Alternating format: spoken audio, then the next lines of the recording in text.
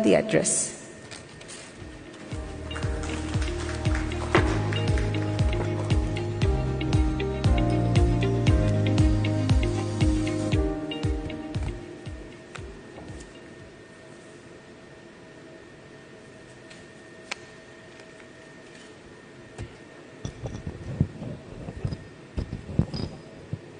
Chairman and the Board of LEARN, CEO Professor Roshan Regal, the special invitee Dr. Virachi Tanpipat from Thailand, Thailand, Vice Chancellors, Deans, different organization chairpersons, directors, professors, lecturers, ladies and gentlemen, good morning. It's an honor for me to stand before you today in this 36th annual celebration of LEARN.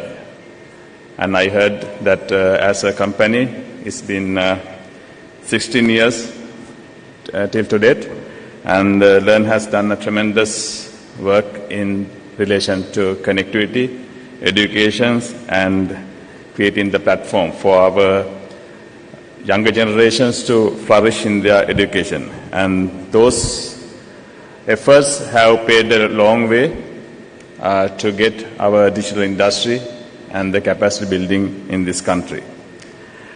Today is a pivotal moment that I call a great convergence in both, and which is eradicating the boundaries between the education, research, and the technology. And those are actively merging into a single space. And it's not a bad thing. I would say it is something that we all can accept as well as cherish in order to achieve our true aspirations in terms of creating the right culture, right education system, and also be a part in the world economy in going forward. The main topic that's getting discussed today is about AI. And we saw even in the previous videos that were played here, the voice narration was done using AI. And that shows how much AI is getting part and parcel of our day-to-day activities. Now, unless we be getting open to learn these technologies and also start using those technologies in our day-to-day life, we are going to get left out. Therefore, we have to find ways to be abreast with the technology stream that the world is moving. World is moving at a rapid pace in the AI development. Now, so far, Sri Lanka was kind of a consumer of all these technology advancements. And the only way to break that and to be an innovator in this space is by establishing the right research and development culture in the country. We want to get into innovation. We want to start and support the innovation culture as well as getting the research that's getting done in all these different educational institutions. Those research must be getting enrolled with the Sri Lanka's economy. We want to get into the level that those research and development are getting commercialized. To establish that, as the government, we are also actively looking at ways to encourage the innovation as well as support the startups culture in the country. And for that, LEARN can play a great role. So in the development of digital industry or the economy in the country, like we see 5 main agendas. One thing is about the digital infrastructure. Connectivity plays a key part of that infrastructure development, and LEARN has established that connecting all the institutions, educational institutions, into this high-speed internet connectivity. And that's one of the key infrastructure component to get all our students and the educators getting connected to the world knowledge. So without connectivity, we'll have a huge digital divide in the country, and to bridge that, what we have done is commendable. And moving beyond that, moving beyond the connectivity, getting established the right digital infrastructure such as AI data centers is something I think Learn is currently working on, and also the education platform like what we launched today. So from this government point of view also, like we are actively discussing with various governments as well as the industrial bodies to come and establish AI data centers as well as the cloud data centers in Sri Lanka. Because currently we lack proper AI-based infrastructure in Sri Lanka. We are very much dependent on the foreign data centers to provide that facility. And if you closely look, listen to the narration that was played in the previous video, you could have noticed that the single local words were spelled or pronounced quite differently, like in English. So that's why we need to, as a country, we also have to establish our own language toolset for AI. For local languages, both Sinhala and Tamil, as well as even English, to train these models for local words. Then only that we can actually create a professional output using these tools. And for that, we have also started a project with the collaboration of various the educational institutions to come up with the toolset for ASR, TTS, as well as translation on the local languages. And what you have done so far, as the government, you would like to provide the facilitation to get it to the next level.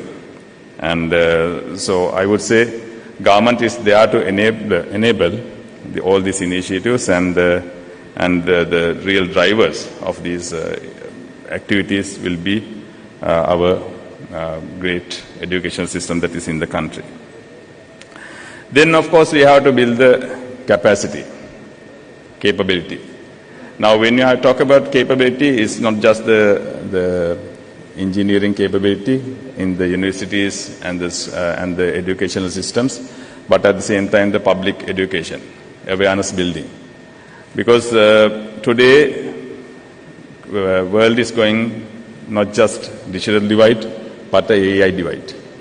Now, between the global north and south, there's a divide is getting created.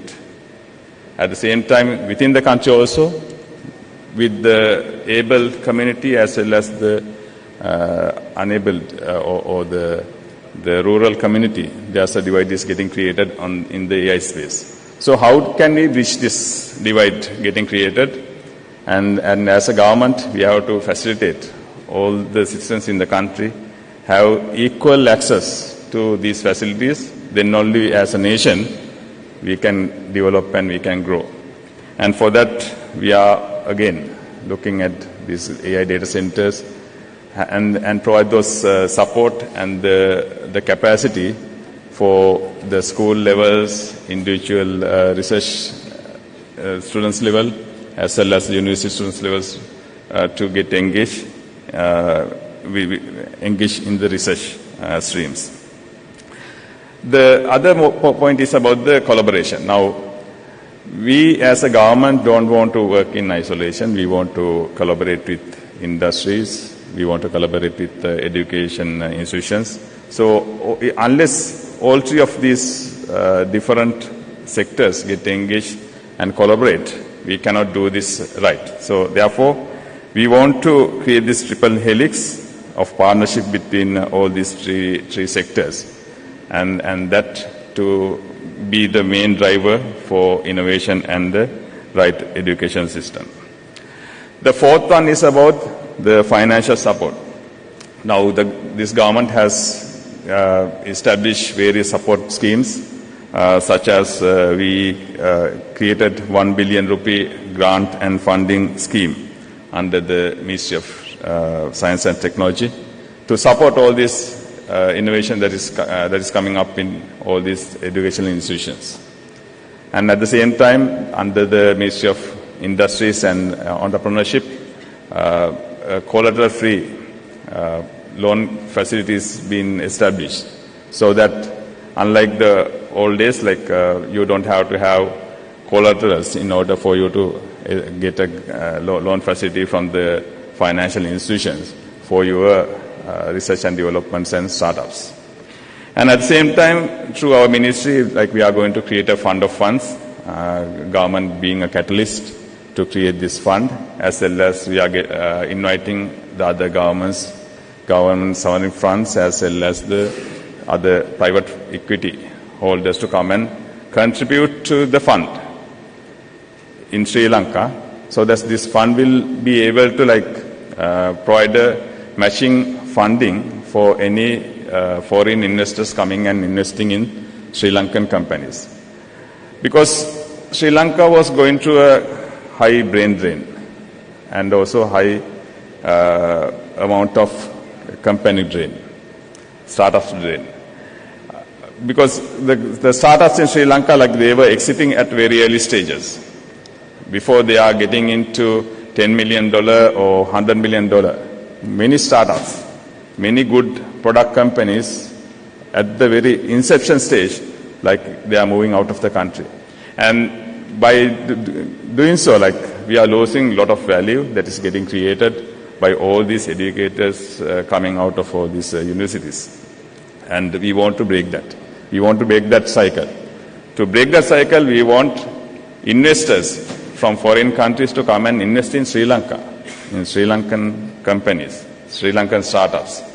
That way, when we provide the matching grant, matching funding from Sri Lanka, from this fund of funds, we are going to encourage these companies to invest in Sri Lanka, and by doing so, retain all these startups, at least while they go to the second or the third rounds of funding. That way we'll be able to gain much value from all this research and development that is getting done, as well as the startups in Sri Lanka. Then the final point is about creating the right forums for our companies to go abroad.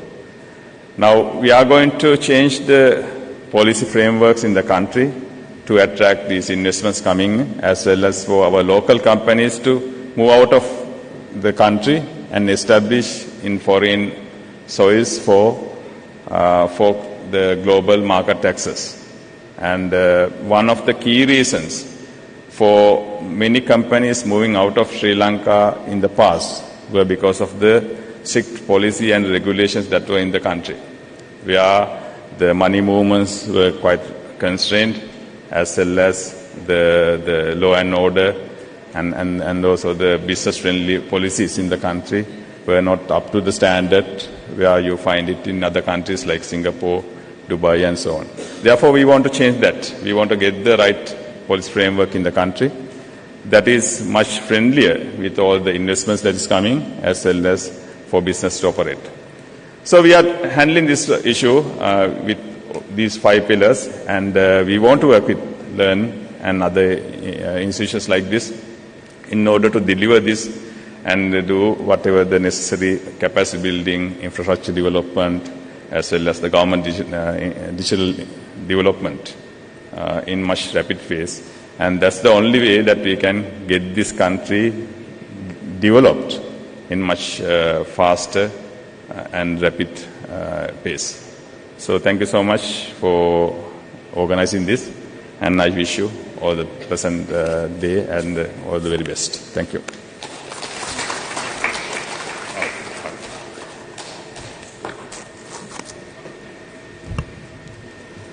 Thank you very much, sir, for your inspiring address and for your continuous support in advancing digital transformation. So next, we would like to present the token of appreciation to our Honorable Minister, And for that, I kindly invite our chairman, Professor Vasanta Kumara, to come and give away the souvenir.